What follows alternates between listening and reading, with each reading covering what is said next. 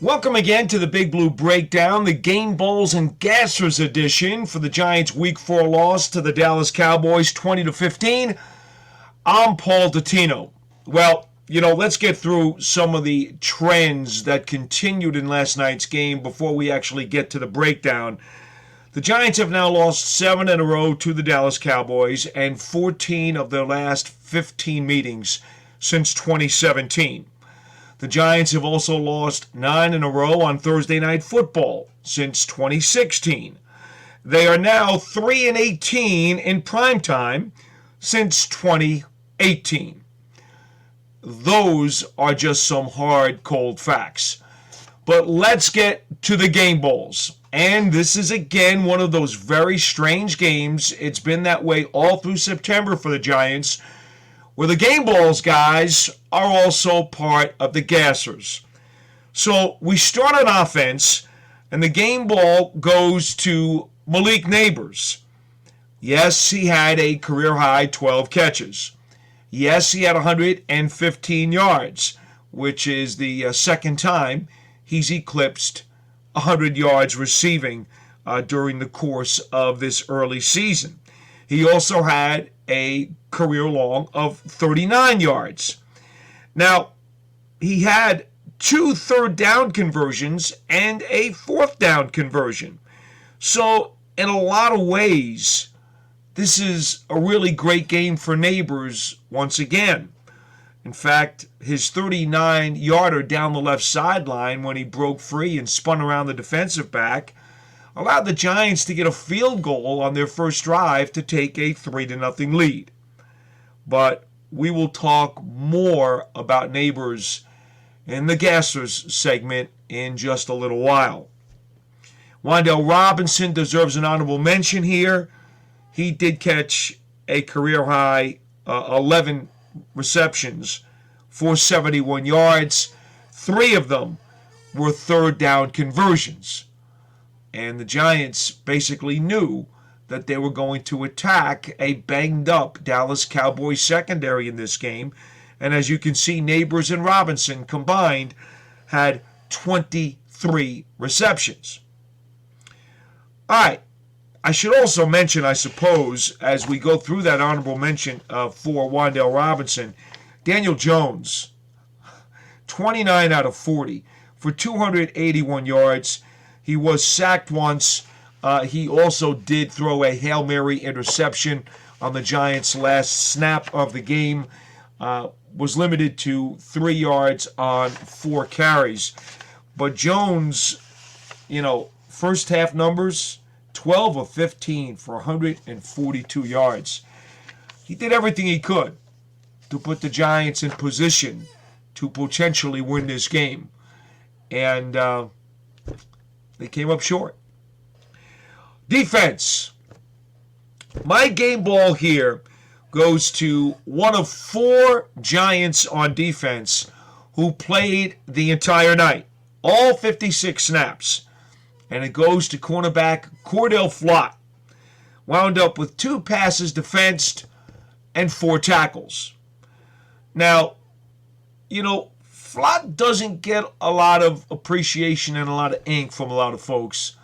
I know he's been injured early in his career, and he's moved between slot and outside boundary corner. But he's a good player. And I think one of the plays last night that he really did well on, 5.5 minutes left in the third quarter, and Dallas has a 3rd and 11 at the Giants' 42-yard line. Brandon Cooks runs a route on the left side, and Cordell Flott is all over it.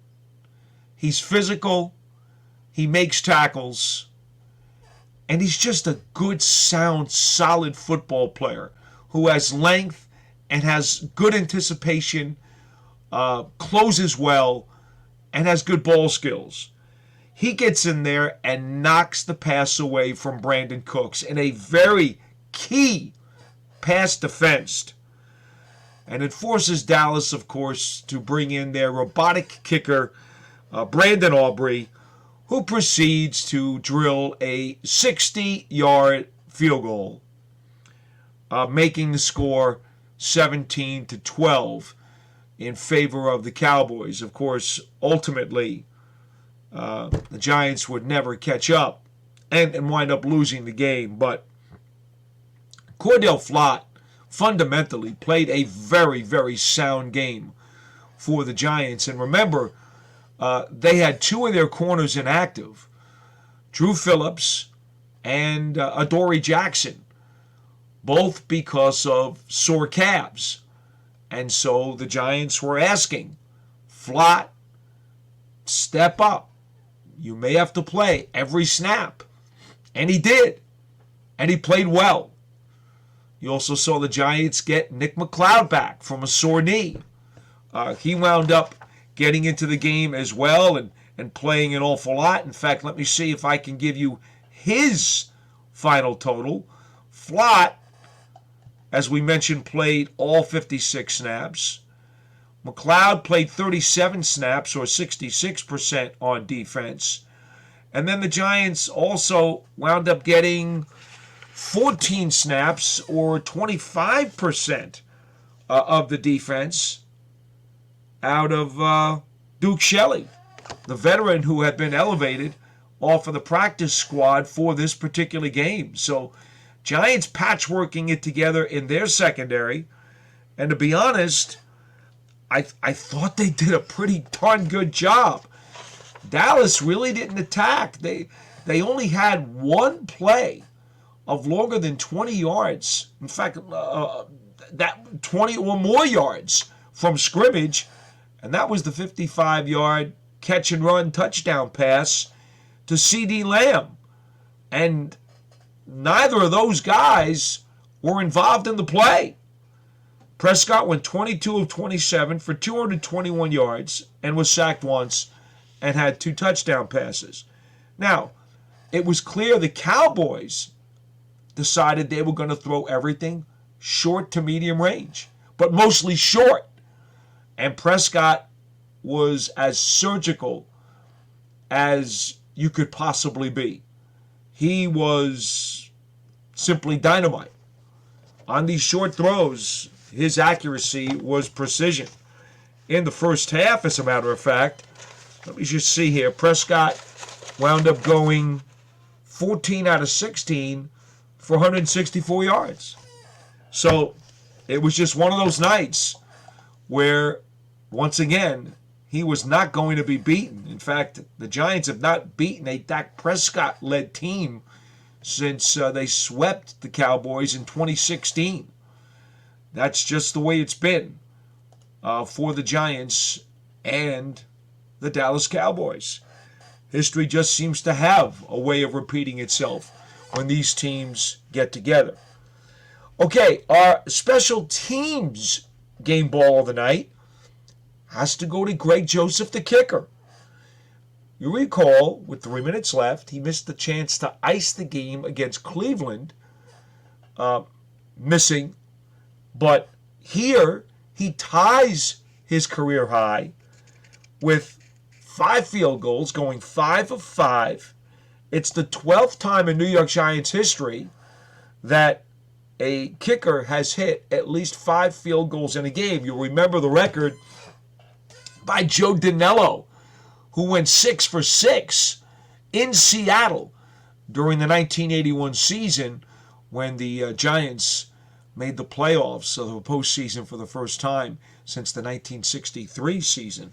Never forget what Joe Danello did against Seattle in the Kingdome. But Greg Joseph, with a 5 for 5 field goal effort in this one, gets the special teams game ball. All right, now it's time to go to the gassers. Wow, where do we start? Because, again, the Giants short-circuited themselves in so many ways in a very winnable game. I could easily go to everyone involved in the running game. The Giants had 26 yards on 24 carries, which is an average of 1.1 yards per attempt. They haven't had so few yards on the ground since a 2019 game against the Jets when they registered 23. They just could not get the running game going at all against the Dallas team that had been gashed in each of the previous 2 weeks. It was really the biggest surprise for me coming out of the game that the Giants' offensive line did not own the line of scrimmage and run the ball at will against the Cowboys' defense. I will say this. The Giants were 3 for 4 on 4th down. And the reason that I won't give the offensive gasser to anyone particular is because on a 4th and inches, Singletary ran for a first down in the second quarter. He also had an opportunity on 4th and inches in the fourth quarter, and he was able to run for a first down. 2 for 2 on running 4th down conversion attempts. So, as much as I'd like to go to the, quote, running game, I'm not going to go there because on their 2 4th down conversion attempts, they did run it, and Singletary converted. I'm going to have to go, unfortunately, to Malik Nabers and Wan'Dale Robinson to share the gassers off of this game. The Giants had 4 official drops in the game, 5 if you count a Wan'Dale Robinson drop that was part of offsetting penalties, so that wouldn't have counted anyway. 3 of these 4 drops that counted came in the fourth quarter. You simply can't do it. Now, Dallas did not have any drops in the game, and ultimately, you could easily say this is the difference in why the Cowboys won it. So let's go over why particularly Nabers and Robinson have to get the gassers on offense. We go to these 3 drops in the fourth quarter. With about 11 and a half minutes to go, Giants are down 17-12. 3rd and 14 at the Dallas 24. Darius Slayton runs a first down out route to the right sideline, and Daniel Jones tries to make like an outside throw, hitting him on his back shoulder to get him away from the cornerback's leverage point. So he throws him open. Slayton reaches back and has the ball go right through his hands for what would have been a first down. Would have been a 1st and goal. Instead, it's 4th down, and Joseph has to come on and kick a field goal. He makes it. But now the Giants are down 17-15 instead of potentially going in for a go-ahead touchdown. Now that's with about 11 and a half minutes to go. So you say to me, well, why don't you give Slayton the gasser? And I could. But on the Giants' ensuing drive, after Aubrey hits a field goal, and it's 20-15, the Giants are down by 6. Same situation that the Cleveland Browns faced the Sunday before when they tried to catch the Giants, and Tillman had a pinpoint pass from Watson in Giants territory on 4th down go through his fingertips. Well, this time the shoe was on the other foot for the Giants because they had consecutive drops on 3rd and 4th down. Both of them would have been first downs, and allowed the Giants to continue drives with the drive with about 3.5 minutes to go. That's the worst part about it. And both drops were in Dallas territory. All right, let's go to the first one. 3rd and 6 from the Giants 45. You get Wan'Dale Robinson on a left crossing route. He thought he may have been impeded on the play. And I'll be honest, I don't know. It looked like the ball was right in his hands.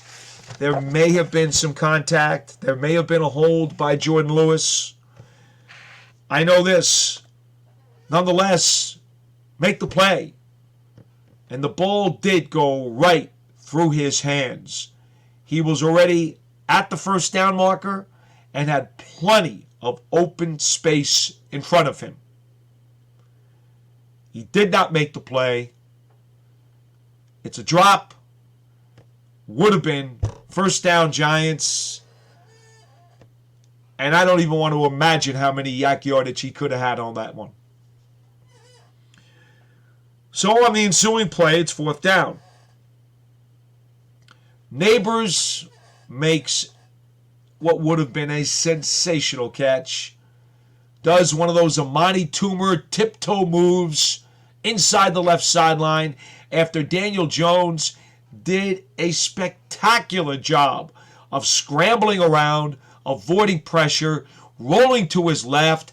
As he's getting near the sideline, he winds up and fires a dart down the left sideline in front of the Giants bench, and he hits Nabers, who does the double tiptoe inside the sideline, making a terrific grab against Trayvon Diggs. He gets the feet down, has the ball coming in to his stomach, lands face first out of bounds, and the ball comes out. It comes out of his breadbasket. Initially, at least one of the officials had the reception, but he did not complete the catch and hold possession through the end of the play. Now, to be fair, on the play, Nabers wound up landing face first out of bounds in front of the Giants bench. And immediately he had to be brought to his feet, and then, as per NFL concussion protocol, they then walked him out to check on him for a concussion. So it's a cruel game. It's a mean game. But that does have to go down as a drop, and I know Malik Nabers, who has a tremendous amount of pride, will put himself down for a drop on that play as well. It was a potential 4th down conversion in Dallas territory with about 3 minutes to go, down by 6, and would have continued the drive. And we know the Giants needed to get a touchdown to take the lead. And we don't know if they would have gotten it. But the opportunity was squandered on what was an incredibly athletic play by Daniel Jones. It was not completed. So there we go. Robinson and Nabers, consecutive drops in the biggest spot possible that still could have bailed out the game for the Giants. They get the co-gassers on offense. On defense, I don't know. I could go to the pass rush as a whole. 1 sack and only 3 quarterback hits. Kayvon Thibodeau had the sack. First time the Giants have sacked a Dallas quarterback in 3 years. In that regard, that's a plus. So we'll let the pass rush avoid the gasser. We're going to go to Tyler Nubin, the rookie safety, who got beat on what we will say is a rookie mistake. So it turns out on a 55-yard catch and run by C.D. Lamb, this comes with 9:16 left in the second quarter, and it puts Dallas up 14-6. The Giants make a defensive move at the snap and wind up coming on the safety blitz with Pinnock and allow Nubin to be playing single high. It's a 1st and 10 at the Dallas 45, and Lamb is on the left side of the offense on the boundary.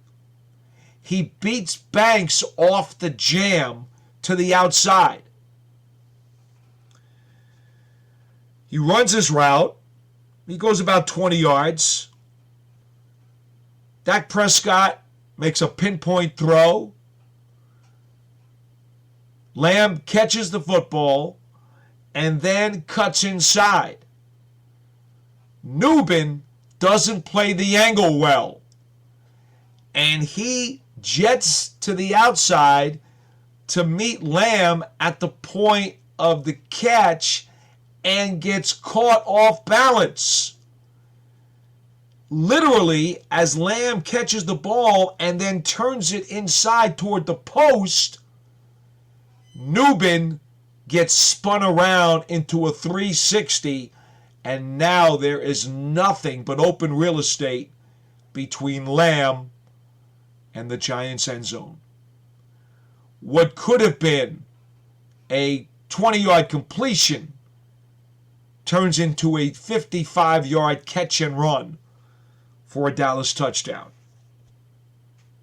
As the single high safety, Nubin has to be able to make that play.